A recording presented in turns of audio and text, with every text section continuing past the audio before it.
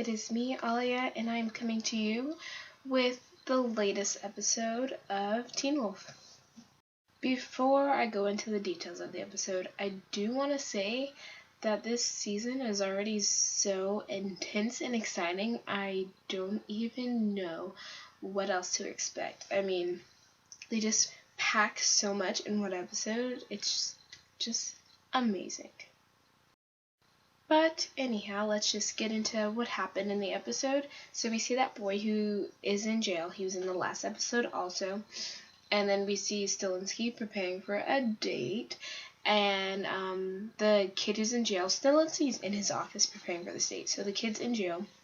And he's yelling for Stiles and Scott as he's being handcuffed to be taken to, I guess, prison or something like that. And he literally threatens to kill Stiles and Scott. He says he wants to stab him with a knife repeatedly until he dies. And I was just like, oh, someone's got some anger problems. Just saying. He was really, really mad. I think he's crazy. I do. And I also heard that he was trying to become a cop, but I don't think he got the chance to, and that could have been Stiles and Scott's fault too, so it all might tie in together, but either way, boy crazy. When the boy is being transported, the driver starts to lose control of his body. He can't really move it, and they're speeding, and then the kid, his name is Donovan, his lawyer tries to help steal the car, and then they end up stopping, semi-crashing, but not enough to harm people. And then there was claws in the roof of the car with the goo seeping down. And there was something on the roof, and it turned out to be Tracy. That girl's everywhere. She attacks the driver, she attacks the other guard who's in the car, and she attacks the lawyer of the kid Donovan, who was actually her father. And she kills the two officers and her father, but Donovan is able to escape. And after he escapes, the drug doctors show up, and they drill into his ear. It was very scary. And the hashtag was Donovan is doomed. I actually didn't even know that boy's name until that hashtag showed up, so thank you, Teen Wolf creators and MTV. But yes, they drilled into Donovan, and it was not pretty. There was blood everywhere. It was bad. Stiles is talking to Scott in the car. Kind of while this is happening, they're not at the scene, but they're away. He's talking to Scott and telling him what he found out about the Desert Wolf, who is Malia's mom, just making that known.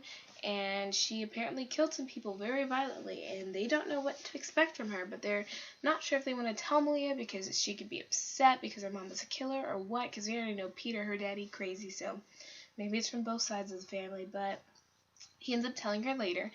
And he says that the guys her mother killed were bad guys. And she says, well, since my mom's killing bad guys, it's not all that bad that she's killing. But the way she did it, it was very violent and not pleasant to look at. Before Stiles tells Malia about her mother, the girls, Kira and Lydia, are teaching Malia how to drive. And while she's driving, Lydia gets some type of banshee sense, and she tells Malia where to go. And she ends up finding Tracy's dad before he's actually dead. He's just very bloody and ooh. So they call the ambulance, they call the cops, and everyone shows up. And they're immediately thinking that Donovan killed everyone because we know he has some anger issues. But it actually wasn't him because they have Scott go off to find him because he can get his scent or whatever. And when Scott finds him, he's really scared, and he keeps repeating the name Tracy, who killed them.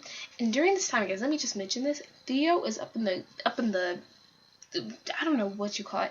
He's like on top of buildings watching them. I'm like, boy, something sketchy and creepy. Like, just come out. Anyway. So, once they figure out that Tracy is the one who did all the killing, the gang gets together and makes a plot to try and catch her. And the gang and Miles, who is now, I guess you could say, a part of the inner circle, which is what they called it. They, like I said, they plot and try to find a way to catch Tracy, which is not going to be as easy as they think. So at school the same day, Scott's in class and he gets his test back and he got a B+. And I'm just like, go ahead, boo. Go ahead, do your thing, because you know you smart, as long as you put your mind to it. But anyway, he gets his test back, and then his teacher asks him to give a recap of the previous night's reading, and then Liam comes to the door and he tells him through his hearing, they can hear from far away, that Tracy is in history class. And so Liam pulls the fire alarm and he tries to get everyone out so that they don't have to deal with her, because she's kind of crazy. She's gripping the desk. She's not even in her classroom. She's in the class with a bunch of sophomores, I guess you could say they are now. And so Scott, Stiles, Malia, and Kira's dad, they are able to get her out and take her to Deaton. But before they take her out, she ends up grabbing one of the students who Liam knows from 6th grade or something, and she makes her bleed. But when the girl goes to wash off her wound, there is no wound. It's just blood. And I'm just like, what are you? Because we know that everyone in the show is something. While Stiles, Scott, and Malia have Tracy at Deaton's, Liam, Miles, and this other wolf whose name I don't really remember, go looking for clues as to what happened to Tracy, because this other wolf, they asked him if his pack leader turned her, and he didn't, because that pack leader's not doing much turning. So they try to figure out what might have happened to her, and they end up going to the woods, finding these holes in the ground, and figuring out that people are being buried in these holes, pretty much buried alive. So we don't know what's the whole deal with that quite yet, but it'll be relevant later. I mean, everything is. So Deaton begins to do tests on Tracy, and first he throws Mountain Ash in the room so that she can't escape, which also means that Stiles and Malia can't escape. And so when he tries to start doing tests on her, he tries to cut her with a blade, but the blade ends up being dulled and it doesn't even cut her skin. And Deaton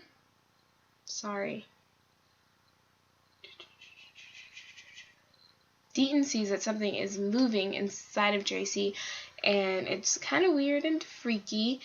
And then Stiles mentions that he thinks he knows what she is, and before he can actually tell them what he knows she is, her back splits open and this stuff squirts out, and then a tail comes out of her back, and that girl she uses her claws and she paralyzes everyone, because the Kanima is back in another form. And I was like, dang, they really would bring the Kanima back. I think the Kanima, that season, I think it was season 3, scared the mess out of me, guys. It was not my season. Maybe it was season 2. But after she paralyzes everyone, she crosses the Mountain Ash and escapes. I'm just like, how's she gonna cross Mountain Ash? Who knows? All while this is going on, Lydia and Kira are in Tracy's bedroom, and they're trying to find out clues about what's happening to her. And Lydia comes to the conclusion that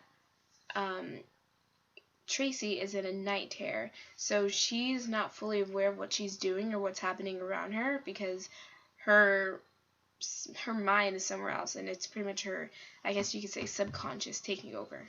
So Deaton tries to get Scott and Malia to heal quickly so that they can break free of the paralyzation and go after Tracy, and Malia is the first one to do so. So she goes after Tracy, and Tracy goes to the police station.